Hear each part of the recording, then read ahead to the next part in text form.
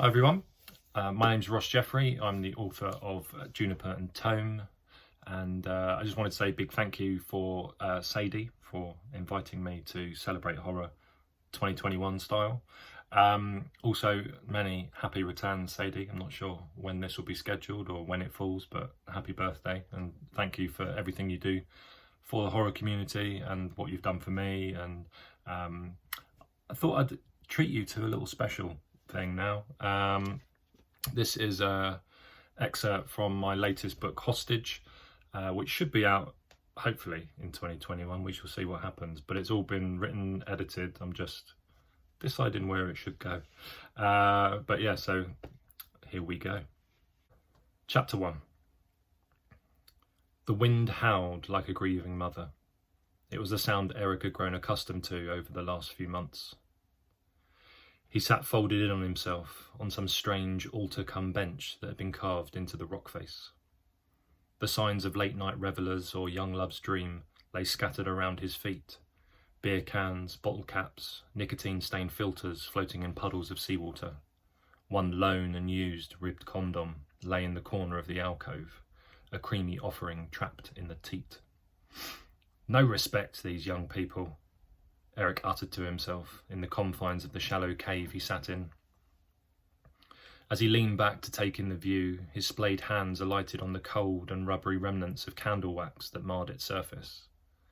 He turned, observing the deep red river of wax, his eyes following the twisting and turning to where it ran off the table and dried in a spatter on the rocks below. Eric's mind wandered. The wax's colour reminded him of blood. As it pooled on the stone plinth, he thought of sacrifice, the Aztecs, of ancient rituals carried out to appease the gods, to petition them for a good harvest, to stop vengeful spirits, to keep fishermen safe at sea. He tore his gaze away from the wax, and the memories dissipated like the seeds of a dandelion, floating away into the ether. Eric turned and scanned the horizon. Jagged rocks festooned the foreground, reaching out of the ground like the lower jaws of a beast. 20 feet away, the waves crashed over the most alien of landscapes, white horses dashing themselves on the rocks as the jagged moor feasted on their never-ending stampede. Eric watched a gull get carried high on the updraft. It soared overhead, high above his lowly position. Eric followed the bird until it passed over the cave roof and went out of existence. Its incessant calls snuffed out in an instant. He'd never felt so alone as he did then, as the world raged around him. The roof of his alcove was tarnished with black smoke, which he assumed was from the candles. He followed a droplet of water that ran along the lip of the cave, watched it snake across rugged terrain, growing fatter over its decline. When it reached the wall, it dribbled down gently like a tear, running over the contoured lines of various types of rock. Each layer signified a period of change and decomposition. Change was something he wished for, but the other word was never far from his thoughts: decomposition.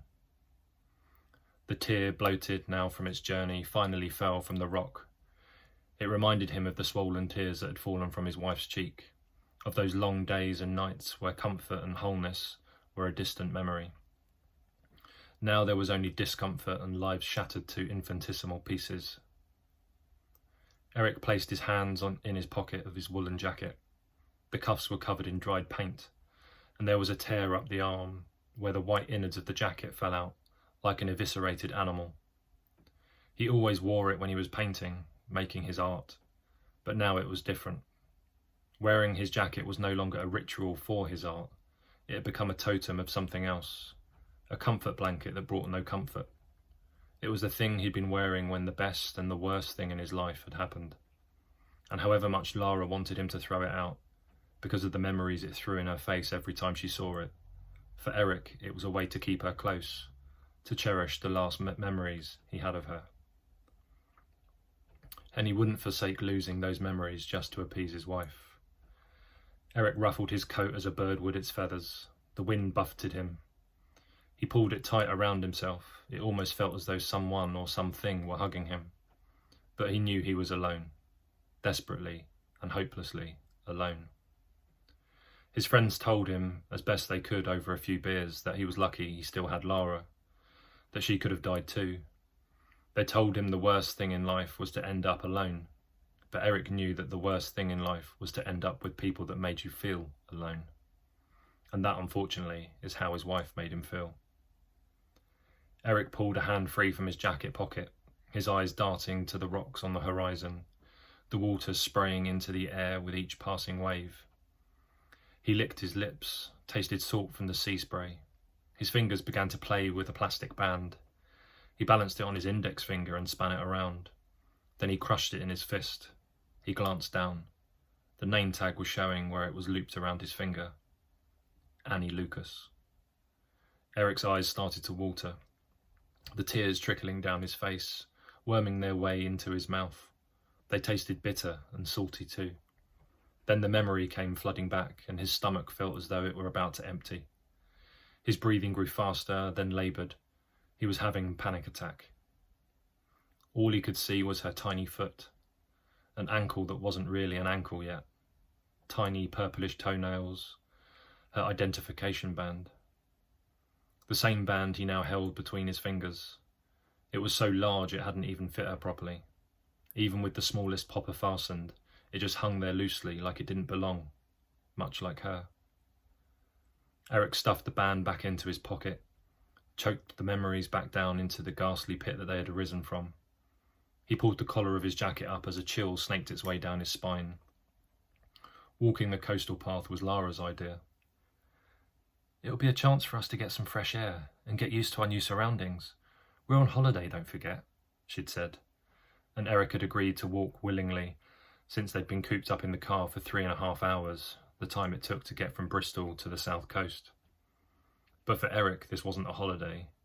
It was more about escaping the suffocating presence of their daughter, but she seemed to have stowed away with them. She was everywhere he looked. He took a strange comfort from her phantom presence. He never really wanted to neglect her memory, but he also wanted this time away to blow the cobwebs off. He didn't want to forget she ever existed. He just wanted to forget her for a while, however fleetingly that was.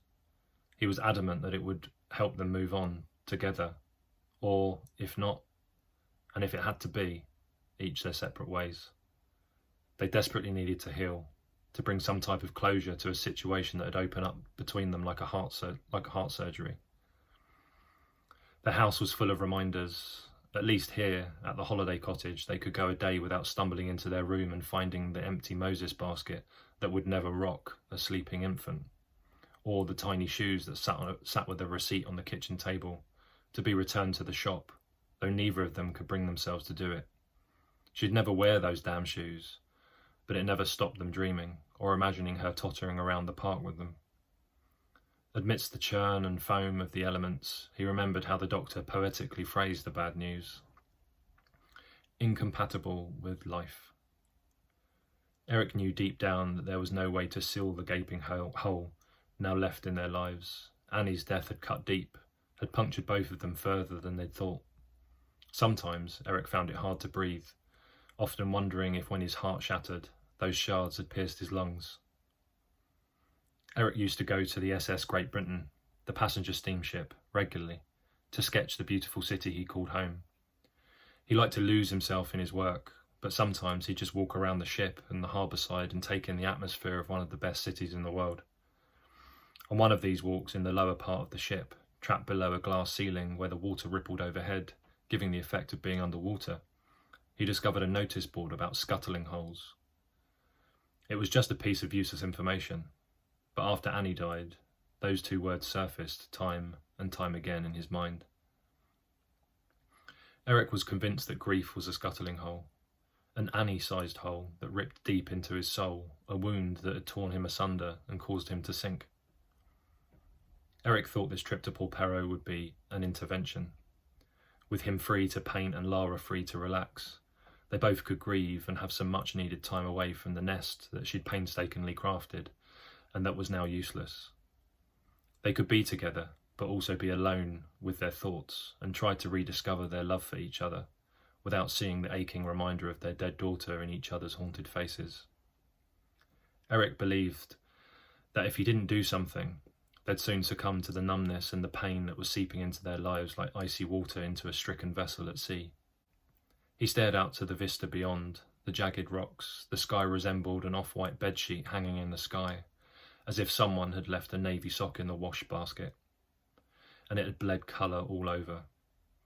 The wind whipped at his face, burning him with each slash. It hurt, but it felt good to feel something other than numbness.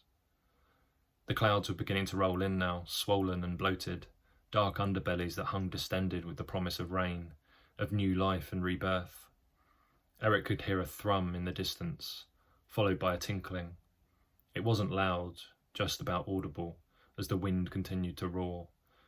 The sea seemed to shimmer one last time before turning a deep blue, as the last rays of the sun were obscured by the cloud cover. Eric watched as the white-capped waves out at sea jostled for position. He stood, his bum aching from sitting on the cold altar for so long. He held his hands to his lower back and stretched, his spine creaking as he moved. He placed a hand on his chin and sharply cracked his neck. The tension it held released instantly. He shook himself out before buttoning up his coat. He pulled the collar tightly against his stubbly face and did the buttons all the way up, his chin now hidden in the jacket. He wiped at his eyes with the back of his hand, then drew the same hand across the bottom of his nose, ridding himself of any signs that he'd been crying. Turning to locate his canvas satchel, it stood at the far end of the stone table. He began collecting his sketchbook and pencils. As he went about the automatic task, one of the pencils rolled away, coming to rest at the end of the stone plinth, next to a metal ring. An odd addition, Eric thought, but quickly assumed it was some sort of tethering ring for a boat, when the high tide would wash over the place, what the locals referred to as the Chapel Pool. Chapel Pool was a natural dip in the rocks around the base of the coastal walk. At high tide it was just water covering jagged rocks, but at low tide it left a small idyllic saltwater pool, which was apparently a hotspot for holidaymakers. At this moment in time, it was devoid of any such people. The place was deserted. That's why he and Lara had chosen to come during the off-season. It meant they could have the place to themselves. With the exception of the locals and the fishermen, neither of which appeared to be interested in Lara or Eric. To be honest, the couple were pleased about that. Eric put his reclaimed pencil back in its satchel and placed the bag down near the metal ring. He felt something watching him. He turned, peering out to sea. Something seemed to be calling out to him, trying to entice him toward the crashing waves. The wind whipped across his face, the cold stinging his cheeks, as if he'd just been slapped. There was a light drizzle falling now, the rocks becoming even more slippery, a death trap if he waited much longer to leave. Eric stopped dead in his tracks when he saw a pale hand clamp over a rock 10 yards ahead. An echo seemed to thrum from the alcove as the wind cut across the opening, reminding Eric of when he'd blown across the lip of an empty beer bottle to make a tune. From below the rock face, a head emerged, pale-faced with eyes bulging out of their sockets. And yeah, that's a little taster of what is hopefully to be coming this year. Yeah, Sadie, thank you so much again for the opportunity to read my words and have people listen. But yeah, happy birthday, and speak to you all soon.